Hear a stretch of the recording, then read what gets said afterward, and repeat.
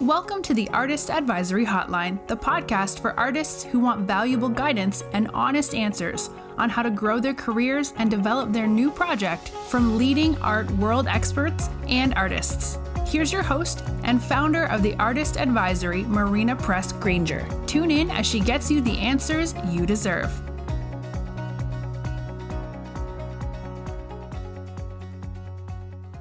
Hello, artists. I'm your host, Marina Granger.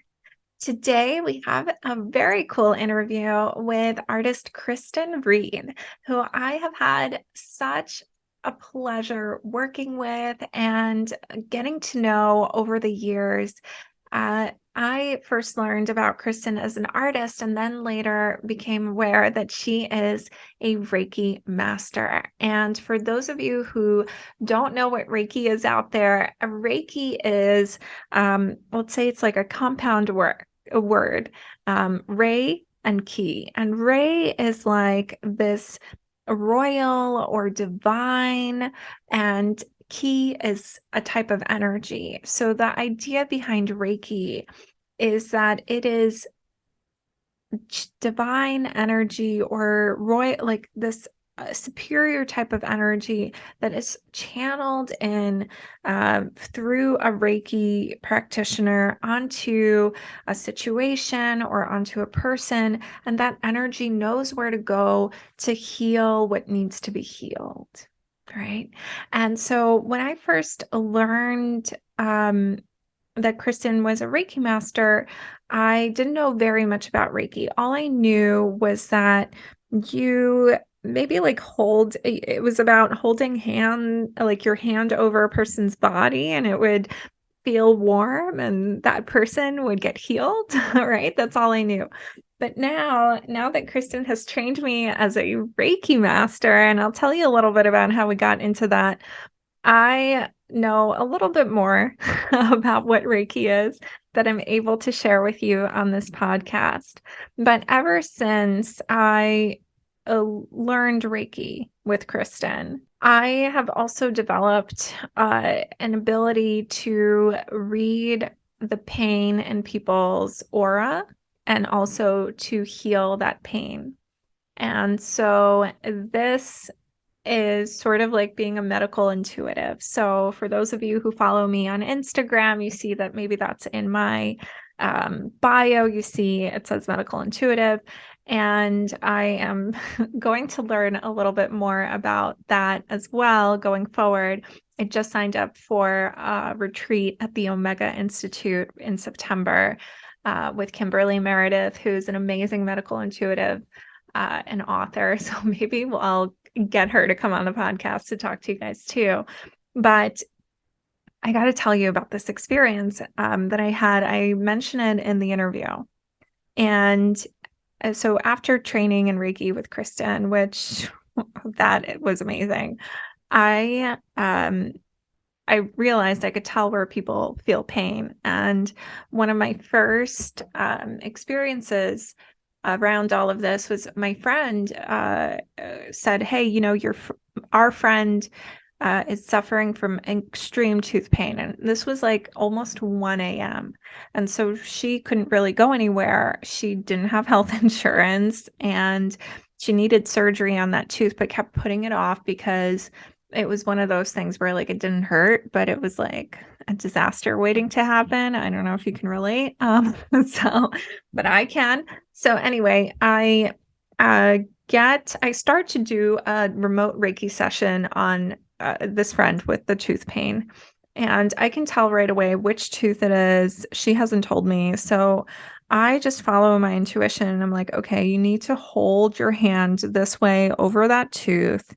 And I tuned in so deeply into her being that I felt the pain and how unfair it was for her to feel it, and removed the pain. I channeled the Reiki energy, I guess, to remove the pain.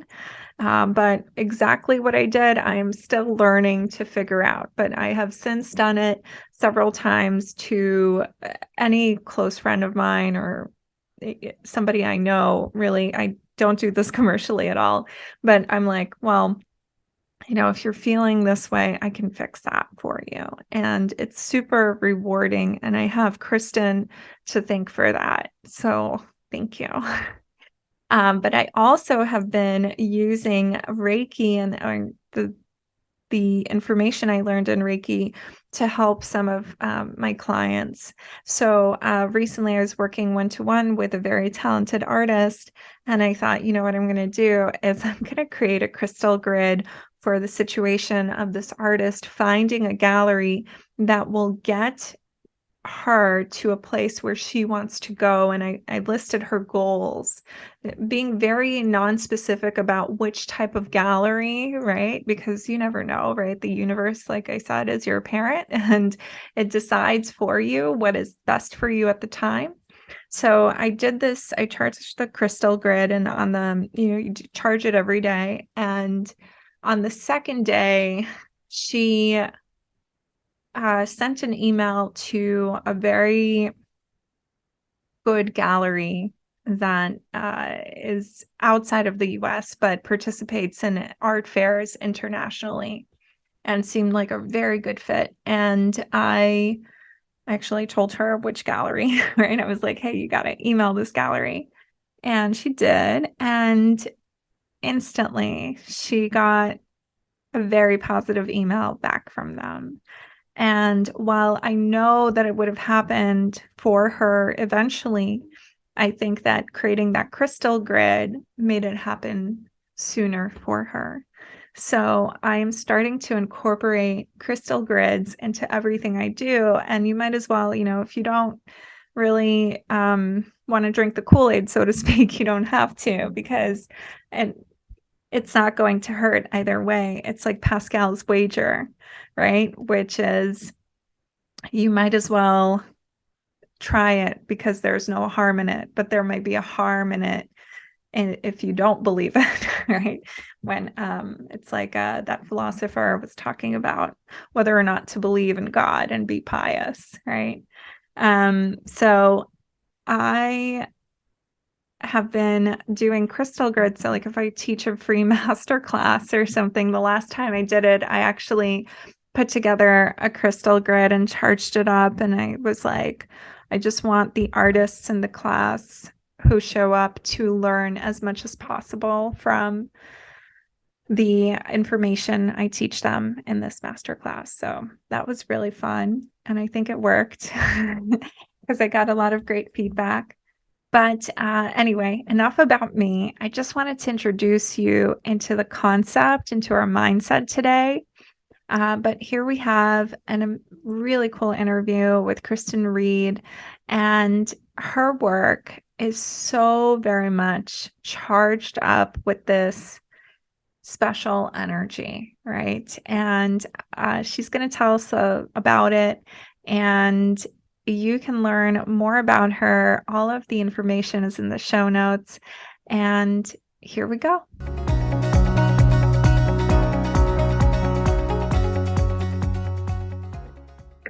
I love how I just hit record at 1:11 p.m. That's perfect. It's totally on brand for us. Yeah. So, Kristin, I wanted to ask you to start by telling me a little bit about your art practice.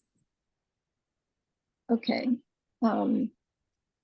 So for the past, I don't know, 12, 13 years or so, my work has changed a great deal from what I used to do. And that happened after learning Reiki and becoming much more aware of myself as a healer. And I started delving into questions of the cosmos and space and time and consciousness and quantum physics on a lay basis, and how everything is energy and mathematics, and the importance of the circle and of geometry and ancient symbols. And so I've been doing work that is became suddenly abstract. after never having worked abstractly in my whole life, I suddenly started working abstractly, and using circles and symbols like the flower of life, which I did a lot of reading on, and patterns, and things that had to do with space, time, and consciousness. I can't wait to dive more into this, but before we go on, can you tell me a little bit about the kind of work you used to make before this? You say there was a shift. Yeah. So I was really interested in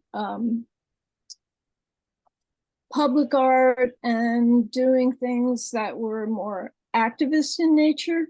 And I did a lot of community murals and postering and stenciling on the street and designing billboards and posters and things like that.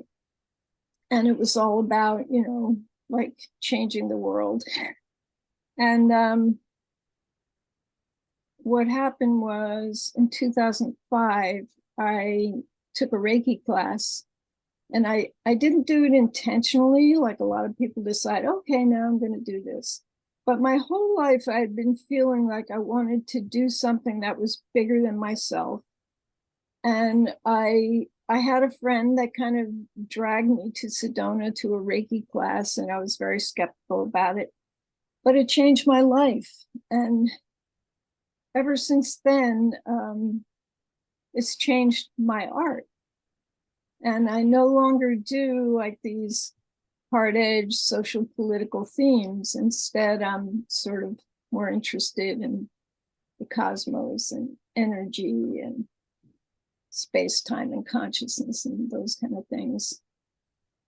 I love that so much. And there's so much I want to tell our audience as well, like the just going oscillating between the two themes.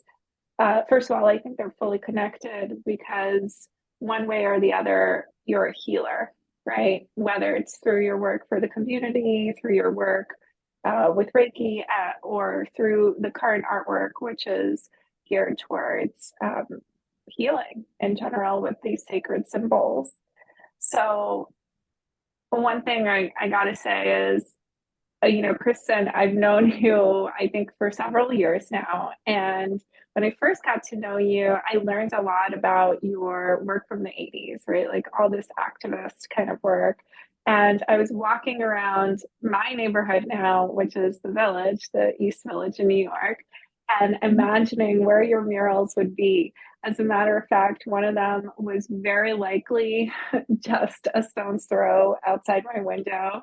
That's right. Like yeah. Fourth, Wow. yeah, like on Fourth between C and D. And I keep looking for it. I know which church you're talking about.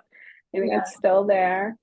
And recently, one of these murals was so, oh my gosh, I know I'm like blanking because I'm so excited about it. But the one that was in the Reina Sofia. Oh, yeah. What does it? So wait, what does it say on the mural? Who can stop the developing invasion? And it has a picture of buildings with these businessmen carrying their briefcases, jumping over the buildings. And at the bottom in Spanish, it says, "The people united can." Yeah. So that is so beautiful. And that particular image has had a reprise over the years. It's been in the Reina Sofia in Madrid for an exhibition. It's currently now, I think, hanging on the street in Brooklyn, right? Not anymore. It was taken down last week. It's now rolled up in my studio. But yeah. It keeps, that's one piece I've done that keeps popping up over and over and over again. People contacting me and asking me to show it. Yeah. And I think that particular artwork has such a strong message that connects to what you're doing now, is that the people united can, right? Like the people united can help. And just jumping a little bit forward, because, time's not linear, so why follow a timeline, right? So jumping a little bit forward, when I actually ended up learning to be a Reiki Master through you, and during one of these meditations, these attunements that I got, I think it was like one of my first ones that you gave me, I had this huge realization on such a deep level that we were all connected, we were all one. Mm-hmm. And while I knew this on the surface, kind of sort of like intellectually, so to speak, I never understood this on a deeper level until this attunement. And I got to thank you for that. And I think that this is the key to opening the door towards collective healing, right? Yeah, I think you're right. And our society and our culture sort of mediates against us learning that, we're kind of separated and opposed to each other. Yeah. As you can see playing out. Yeah. Yeah. As you could what? Well, you can see by what's going on in politics in this country. And yeah, it's a little divisive right now. Yeah, you could say that. Yeah. So I wanted to go back to asking you a little bit more about the ancient symbols. And like you say, you've been really reading into the flower of life. Tell me about these things. Like, right, I feel like I just know the tippy top of the iceberg when it comes to all of this sacred geometry that you are referencing and including in your current artwork. Yeah, well, I was listening to the radio one night, and there was this guy on called Drunvalo Melchizedek.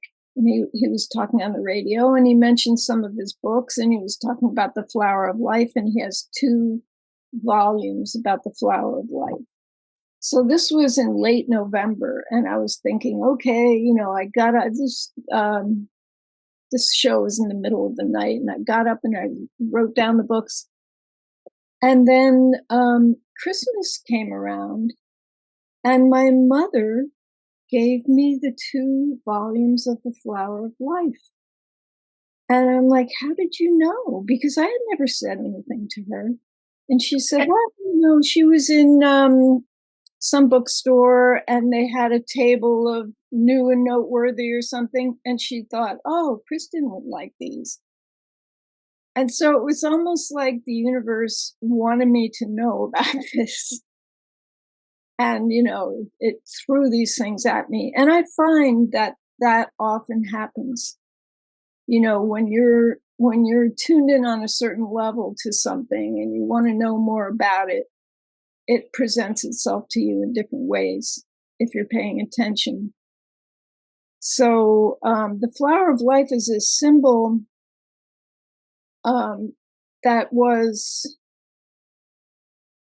in many different ancient cultures, like they found it in China, in Tibet, in the Amazon, in the Grand Canyon, in Egypt, in the Andes, and Mayans had it. Like how 3,000 years ago, when there were no airplanes and people weren't taking boats connecting each other really around the earth like that, how did everyone have this symbol? So that kind of intrigued me, and I read a lot more about it.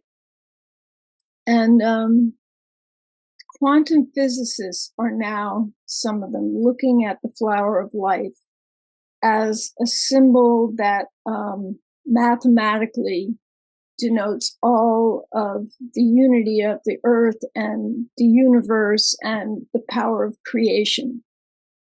And so, like, how did all these ancient people know that? It's almost like this network of knowledge of the universe was known by what we call primitive people that knew so much more than we do about the 95% of our brains that we don't access. Wow. Now, what exactly does the flower of life symbolize? I mean, is it exactly what it sounds like? Life? Well, in a way, it starts with two circles that intersect, kind of like that, and they call it a vesica Pisces.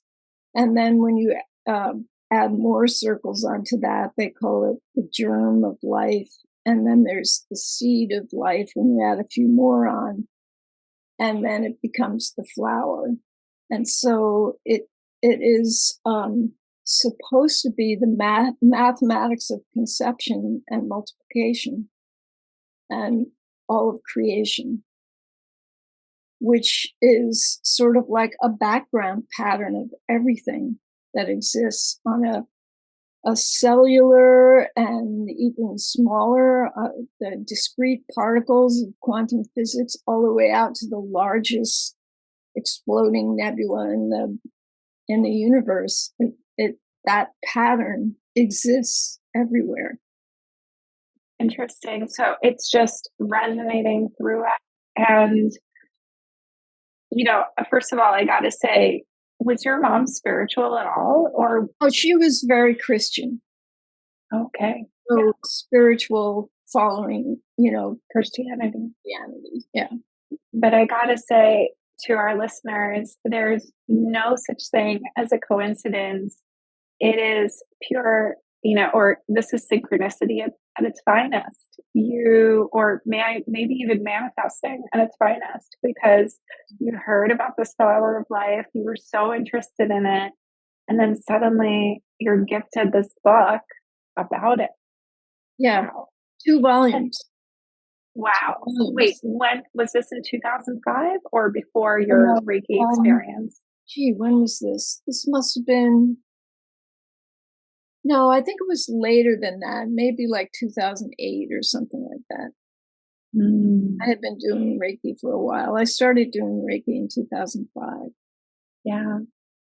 I got to tell our listeners, the first time I was feeling so sick. I don't really remember what it was, but I knew you did Reiki, and I thought, you know what, let me try this. And for a remote session, I didn't even know you could do a remote session. And you said to me, just chill out, lay down, and I'll call you when I'm done. And I thought, okay, yeah, whatever. I could just fold laundry. I won't feel anything, who knows, right? I could not handle it. I felt this blanket of warmth cover me, and I had to lay down and enjoy it. And it's so unbelievable. When I experienced that, I mean, I spoke to you right after on the phone, and I said, Kristin, how did you do that? And you're like, well, I'll show you. I'll teach you one day. And you did. And we'll get into that. But yeah, so where are we? I'm like so excited about all of this knowledge that you're sharing with us, with our listeners. Well, I have to tell the listeners that I credit you for making me feel more at ease about using my healing work as part of my art and owning it as part of my artwork, because prior to working with you, I had separated them and thought that if either community knew about the other, they would just write me off. And how does it feel to be able to connect the two?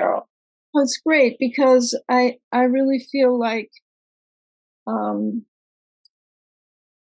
I and every artist, we're a complex network of experiences and knowledge, and to be able to have your life be your art, like who you are, be one connected, unified thing that each shares with the other. Like once I was giving Reiki to someone who opened her eyes after the session. It was in person.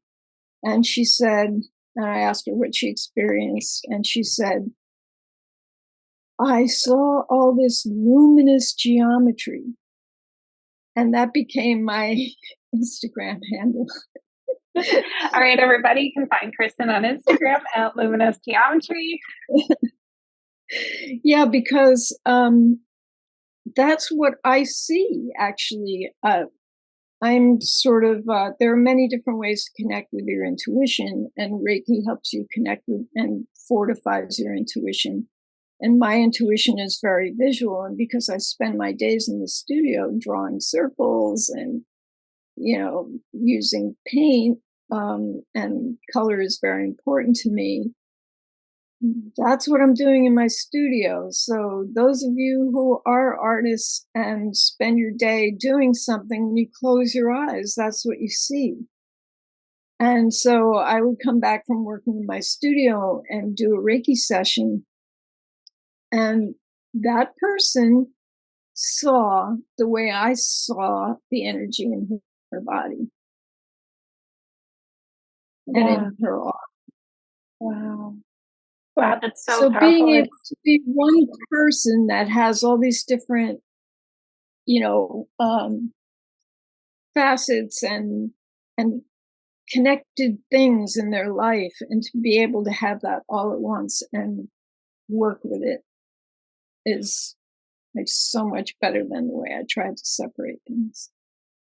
I mean, it's kind of like, I'm almost like, is this corny to say, but it's almost like the flower of life, right? These interconnected circles, Yeah.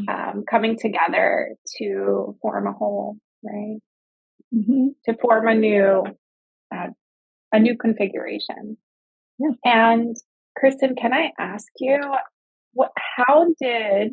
now I feel like, yes, I did guide you into connecting your healing practice with your artwork. But how did you do this? Even though I guided you, you did it on your own. So how did you internally reconcile this? Were you, because you say you were a little bit hesitant because you thought if you were going to say that these are connected, that either community would almost like shun you. That was your fear. Yeah. Yeah, not so much the Reiki community shunning me for being an artist, but maybe the other way around. The serious art world thinking of, things that have to do with energy as kind of out there. But, well, it started working with you and including the work that I do as a healer, in my artist statement and in my bio, so like admitting that I'm doing yeah, like this. coming out of I'm like coming out of the spiritual closet. Yeah. And then, actually, or wait, they say coming out of the broom closet. Yeah. Okay. Yeah. Okay. That's funny. I'm still working on how to integrate them. I'm still working on that.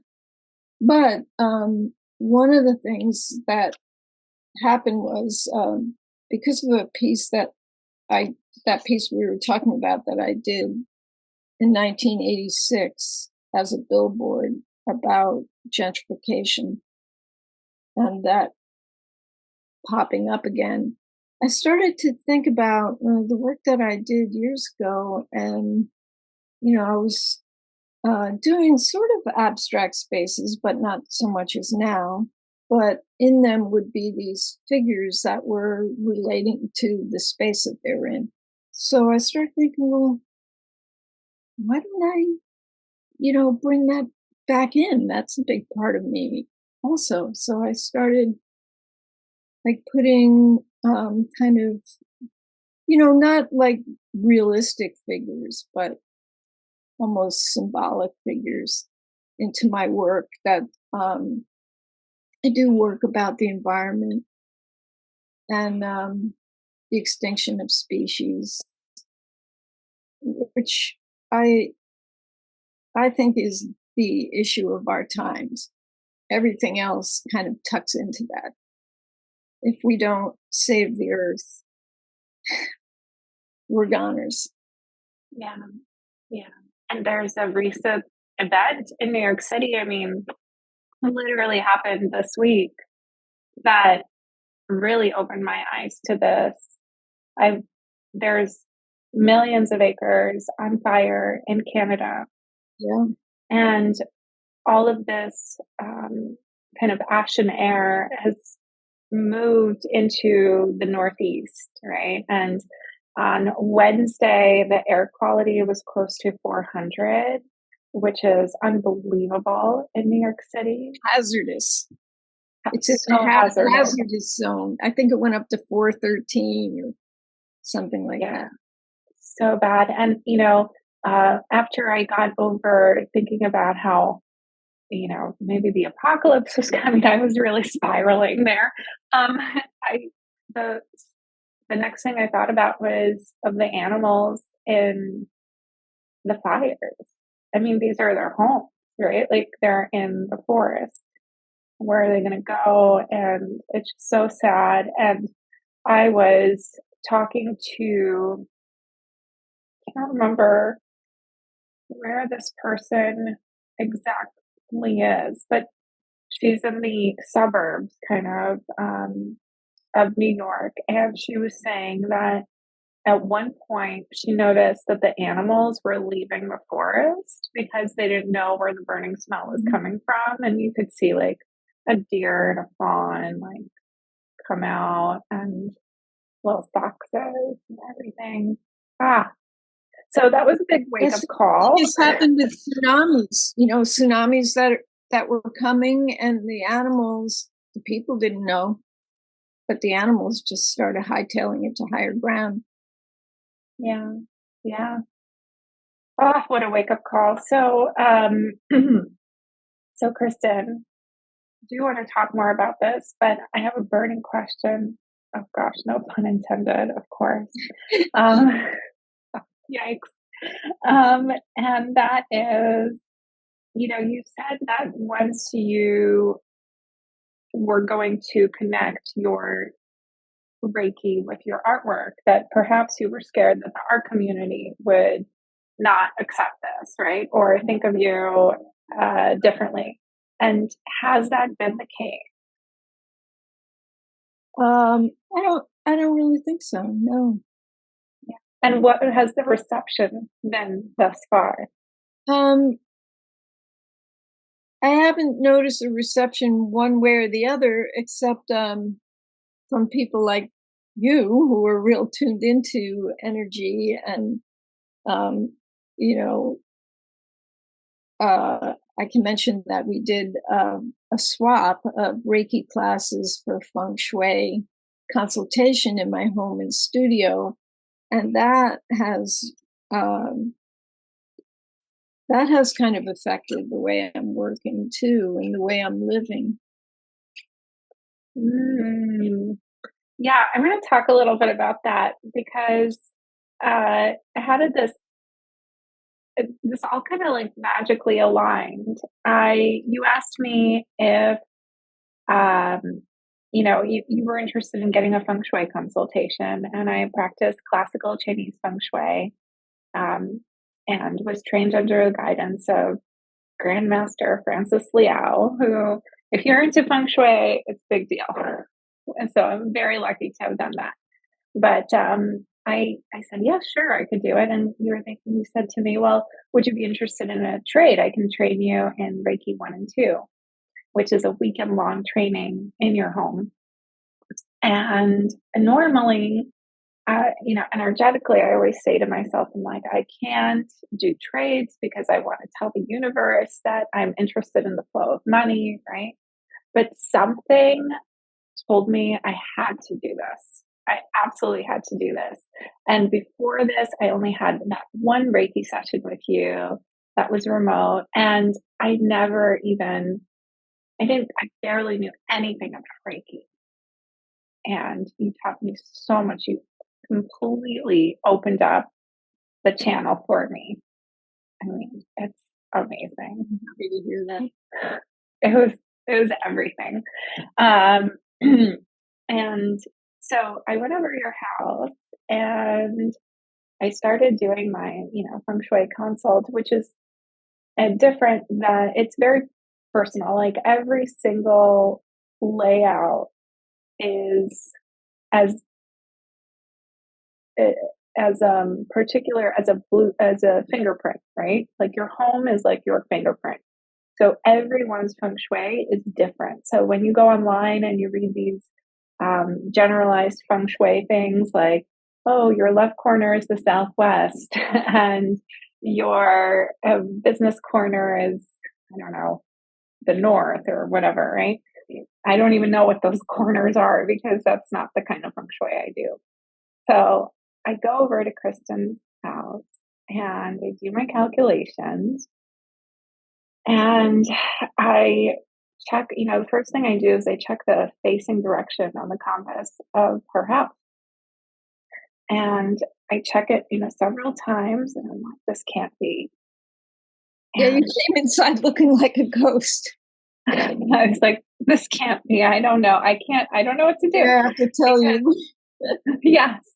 So Kristin's house is on the 1 degree on the compass out of 360 degrees. That is considered the void, the abyss, the no man's land. It is considered the liminal space between the living and the dead and between all the astral planes, right? And all of that. So I normally in our lineage, what we say is to move. Right? And I'm thinking, oh gosh, I can't tell Kristin to move because I'm also not supposed to, deliver bad news like this. Anyway, so I come up there and I'm like, all right, well, I say to her, Kristin, you're a very spiritual person. So I'm going to tell you this. I'm concerned that your house might be on what we call the void. And then Kristin tells me this. I said, what do you tell me? Well, so I've had a lot of training with indigenous people in Guatemala and Peru. And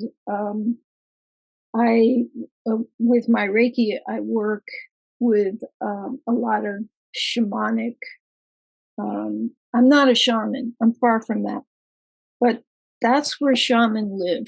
They live on the edge of ordinary reality. And they travel between both worlds. And I had an experience while doing Reiki and acupuncture clinics in the Amazon, where we share our clinic structure with them, and they share their ceremonies and healing methods with us. And in this particular place where I was, we had a number of ayahuasca ceremonies, which is one of their main ways of doing healing. And in this ceremony, you're in the total darkness in the dead of night, and there are other people around you, but it's dark, and you've been given a dose of the medicine by the shaman. And my experience in this particular session was that a group of Amazonian women healers came to me, and I was sitting on a grass mat in this dark hut with probably 30 other people, but I couldn't see anyone. And in this experience, it was like there was a light shining down, and this half a dozen women came into the light, and they were dressed in grass skirts and headdresses, feathered headdresses, armbands, paint on their faces. And I had been in this very fearful place before they came in, because I had envisioned this big hole that got bigger and bigger and was sitting right next to me. And the leader of this group of women perched me over the hole. and told me that I should not be afraid of the abyss because the abyss was part of me. And they told me that they were initiating me as a warrior, and they proceeded to dress me like they were dressed. And I felt from that moment forward, after that ceremony, that I had been initiated as a warrior. And I had some adverse situations coming up in the near future that I knew nothing about, but that my initiation as a warrior, I really believe, carried me through. So this business of the abyss, when you said I'm perched on the void in my house, it just like bells went off. Like you're like, yeah. And that's then you where I told me this. live. And I was like, okay. I was like, well, I guess you should be living here. And this ayahuasca moment happened shortly after you moved into this house where you are now, right? I moved in here in 2005, and this happened in like 2011. Oh, wow. Yeah, so Okay. it's quite a few years later, 6 years later. Oh, wow. So anyway, I asked my feng shui master, I told her this whole story. And I said, what do we do? Like, this is so rare that this happens. And she goes, well, clearly the house chose her. So she has to live there. And it's true, the house chose you. And when we were doing exactly right. yeah. And, it helps you align with your soul's purpose. And I think that when I was getting my Reiki training from you in your home, there was an incredible, first of all, you're so good at teaching us how to channel the Reiki energy, right? And I thought that I had this realization. I was like, well, what Kristin does is she accesses the energy from the void that we need and gets rid of the energy that we don't need, which is exactly what you're saying that shamans do, where they live on the precipice there. So that was they travel back and forth between ordinary reality and the reality of other veiled existences. Yeah, which is fascinating. I love this. Okay, so this is really good to know, right? I mean, it was fascinating. So I went and I did my Reiki training with you, and it opened up so much for me. I mean, I know I keep saying I learned so much. So you guys are like, well, what did you learn? So I did learn that we're all one, we're all connected. And Reiki is a special type of energy that is divine energy or godlike energy that you channel, and you channel it to heal a person or a situation. Right? Or you hold space for a person so that they can heal themselves, so that they allow their own healing, because no one is a healer, really. You're just able to hold space for someone to do their own healing. Exactly. And so in that way, anyone can learn how to do this. Yeah, it's like a human ability. Yeah. And it was so fascinating. And so after I did Reiki, I started did my training, I started to develop what I'm like scared to even say it, but like a medical intuitiveness where I could see where there was pain on a person's body and channel Reiki in order to heal them, or channel something in order to heal them. And that was fascinating to me. And I told Kristin this story. She goes, well, yeah, medical intuitiveness, right? Is that? And And I also told my tarot card reader, well, she was the first one that experienced this for me. And, but the big experience was when I had a friend who was like really, um, had so much terrible tooth pain at like in the middle of the night. And I said, well, let me do a quick Reiki on you. And while I was doing Reiki on this friend, I could tell exactly where the tooth pain was. And I just thought to myself, this is so not fair. They shouldn't have to have this pain. And somehow just channeled Reiki directly to it to heal it. And the next day, the pain, well, right away, the pain was 80% gone. And then the next day or two, it was fully gone. And this friend needed surgery on that tooth and hasn't gotten surgery yet. And this was now over 6 months ago because there's no pain. That's great. And Kristin, you taught me, you helped me. Yeah, get but this- doesn't that feel great? this Isn't vibe. that like why you're here, so that you can do something for people, and doing something for other people makes you feel good? It is so cool. It's a purpose. It is so, so cool. I wanted to have you tell us a little bit about your experience with Reiki, and what do you think is the coolest thing about Reiki and what you do? I think it's what we were just talking about, to be able to make people that come in to my practice with woe is me and crying and frowning and whatever else, and then they get off the table and they have a big smile on their face.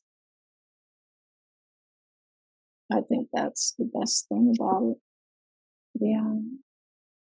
Yeah, it's so cool. That you can do something for other people that is healing, and healing is not only on an individual basis, but it's also like goes way beyond that. Yeah. And the more energetic healers we have in the world, the more of the world's problems will resolve, I think. Now, speaking of healing the world's problems, which is like healing a situation, I think one of the coolest things I learned about from you is the crystal grid, right? And sending continuous healing towards a situation or a person. Can you tell our audience a little bit about that? What is a crystal grid? And the crystal grid, as there are many different types of crystal grids, but the one that I learned from my first Reiki Master in Sedona, Laurel Shantigaya. And she learned a lot of her crystal stuff from Katrina Raphael, who is also a really well-known crystal healer. And the crystal grid is just a way of using affirmations connected with crystals and energizing crystals crystals can receive, store, and transmit energy. And there's no question about that. I mean, that's scientific reality. That's why crystals are used in watches and different appliances, radio transmitters, and all this other stuff. So using crystals in a grid and charging the grid for a specific intention, and then periodically recharging it while you have the intention for the healing, whether it's to heal all the whales in the ocean, or all the children in cages at the border, or Marina for her tooth pain, or any individual for whatever their issue is, or to empower goals that I have for myself. I can use the crystal grid to do those things, but I have to be very conscious about it and really work with intention and purpose. Because you can go through all the motions and it won't work if you're not really invested in the outcome. Yeah. Oh, I love that. And can anyone do crystal grids, or can anyone learn how to do them? Should you have Reiki training before you go in and learn how to do that? Well, crystal grids are used by all kinds of people that don't have Reiki training. And crystal work is not a part of working with Reiki. However, I find that with the knowledge and understanding and training of Reiki, it just makes working with crystals all that more powerful. Yeah. I love a crystal grid. It is literally magic to me. So I'm so grateful for you to teach, for teaching me this. So also, I wanted to just ask you one quick question before we round up this interview. You mentioned that there were also like ancient symbols in your work, and you're working on um, bringing awareness to the extinction of animals. Are there any particular symbols in your work that specifically align with stopping the extinction?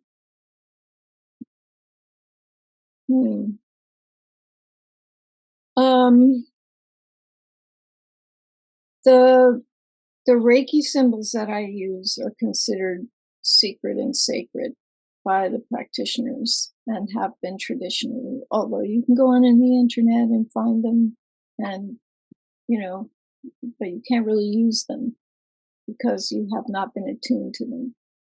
But you can use the energy of like the distant Reiki symbol or other symbols. Like I use another symbol a lot that's called the Antakarana, and that's a symbol that has a lot of magic for me. And it's something that goes way back to pre-Tibetan times, and they used it in meditation. And it's not a secret symbol that you can find on the internet, and you can just print it out and have it in your space, and it creates a feeling of well-being. So that is a symbol that I've used. And there are two Antakaranas, right? There's a feminine and a masculine version. Mm-hmm. So, so good. Well, thanks to you, I've been using an Antakarana for my crystal grid. So, that's perfect way to do it. Yeah. So, Kristin, tell me a little bit about what's next for your artwork, what's coming up for you, and things like that. Well, I've been working on a new series, which is kind of a way of combining my healing work with my artwork. And this kind of just spontaneously started happening. I had a piece of linen in my studio that someone had discarded. And I started making a ceremonial scroll, something to hang in a room for meditation or for a specific ceremony for something. Like I had a friend who was really wanting to connect with her divine path. And I made a scroll for her out of linen. I painted a certain symbol on it. And then I fringed the sides and the bottom by taking a seam ripper and pulling out threads. And as I was doing it, and then I had to kind of sew the top and the bottom. I'm not much of a homemaker. I've never been very patient with sewing or needlework or embroidery or, knitting or crocheting. But suddenly I find myself holding this painting on my lap and pulling threads out and kind of combing the fringe like it's the mane of a horse and attaching, and trying to imbue the piece with energy so that it can be used ceremonially. So I did one and I started doing more, and I'm getting better at it. It's kind of making them so that you can use acrylic paint on them and they're going to lie flat or hang flat without, rumpling or creasing. So yeah, that's what I'm working on now. And I feel like I could actually use these pieces, and I have used them actually with a fire ceremony or, for a meditation. I love that. So can people contact you and ask you for one of these? I'm sorry? Can people contact you and ask you for one of these? What, to buy one? Yeah. Yeah. Or to have one made. Yeah. And for our listeners, if you have a specific intention, that can be put into the scroll. Yeah. Wow. And for our listeners who may not know, what is a fire ceremony? Oh, so in many indigenous cultures, particularly the Mayan women that I worked with, a fire ceremony is how they start their day, and the energy of the day is represented in their calendar as what they call a nawal, or a symbol, and a number denotes the energy that's specific to that day. And it could be the energy of the wind, or it could be the energy of the path, or whatever. And they have a fire pit. They build a fire. They put seeds in it, or honey, or sugar, or different things that call for the energy of the day, of that day, that specific nawal and number. Wow. Yeah. So cool. So we would do clinics, and they would start with a fire ceremony for, if it's August 10th, say, there's a specific energy for August 10th that they want to work with that day. Wow, very cool. So, and for your other artwork that's available, right? Where can they find that? On my website. Right, which is KristinReed.com, right? Yes, and it's Kristin with an I-N. Right, we are going to put that in the show notes.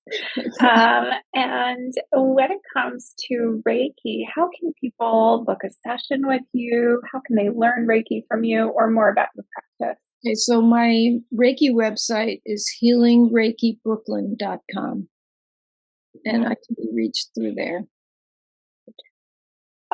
Kristin, that is so beautiful. Thank you so much for being here today. I could talk to you for hours.